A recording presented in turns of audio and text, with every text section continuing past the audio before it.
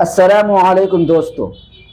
हज़रत अब्दुल्लाह बिन मसऊद रज़ी अल्लाह ताला अन्हु से रिवायत है कि नबी करीम सल्लल्लाहु अलैहि वसल्लम ने इरशाद फरमाया कि कोई शख्स गुनाह किया या गलती की, फिर उस पर वो शर्मिंदा हुआ तो उसके गुनाहों का ये कफ़ारा हुआ।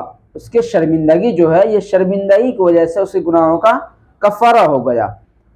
इससे पहले मैं एक बात और कहना चाहता हूँ, एक हदीस से पहले, कि देखिए, अगर आप मेरे हदीस सुनते हैं, मैं हदीस लेकर आता हूँ, वीडियो बनाता हूँ हदीस के ऊपर, आप सुनते हैं माशाअल्लाह, आप इस पर अमल भी करते होंगे।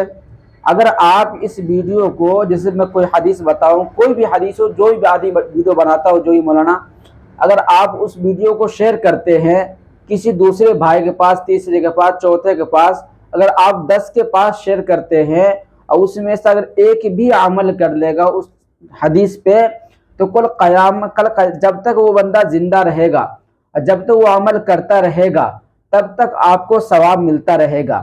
अगर हो सके वो अपने नस्लों को बता दे, वो आपसे सुनी, आपकी भेजी हुई बात से उसको फ़ायदा पहुंचेगा, और वो अपने नस्लों को बता दे, तो कल क़यामत के दिन तक आपके लिए सवाब मिलता रहेगा। आप दुनिया चले जाएंगे फिर भी आपको सवाब मिलता रहेगा। ये नेकी बढ़ाने का जरिया है। आप इस पर अमल करें, अपने साथियों में वीडियो को शेयर करें। फिर मैं आपको एक हदीस सुना दूं। तलबुल इल्मी फरीज़तुन अला कुल्ली मुस्लिमिन व मुस्लिमतिन, इल्म दीन का सीखना हर मुसलमान मर्द व औरत पर फ़र्ज है। तो आप भी इल्म सीखें और अपने घर वालों को भी सिखाए, और इस इल्म के ऊपर अमल करने की भी तौफीक रखे। और अल्लाह तबारक व तआला से दुआ करे कि अल्लाह तबारक व तआला हम सबको अमल करने की तौफीक अता फरमाए। अस्सलामु अलैकुम।